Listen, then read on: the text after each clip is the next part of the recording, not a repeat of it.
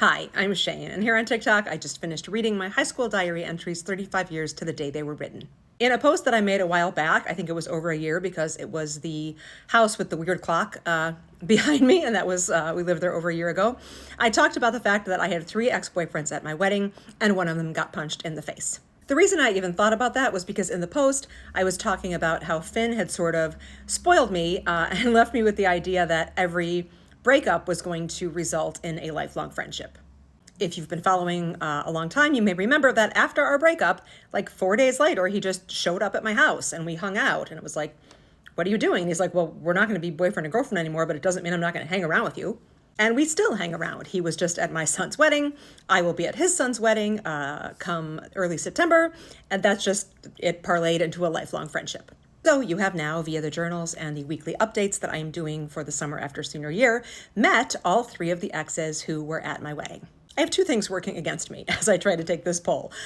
TikTok does not allow more than 2 responses to a poll question, and we have 3 candidates.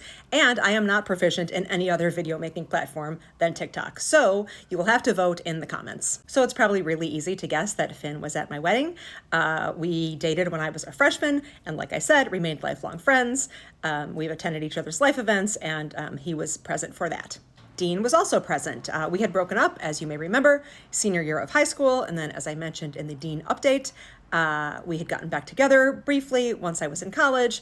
That went meh, but he was invited to the wedding. Speaking of the Dean update, there was one thing I forgot to put in it, and I would feel remiss if I didn't mention that that kid could make a mixtape that would blow your mind. He made one for me, and it was after we had broken up. It was called Thinkers, Blues, and Then Some.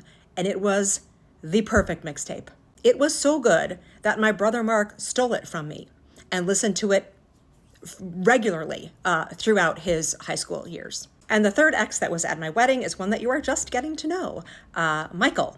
And as you may know, if you've been listening to the weekly updates, at that time, he had a pretty big ego. He thought quite a lot of himself. At least that was other people's perspective. I kind of dug it. And he was on his way out to California to try to become an actor.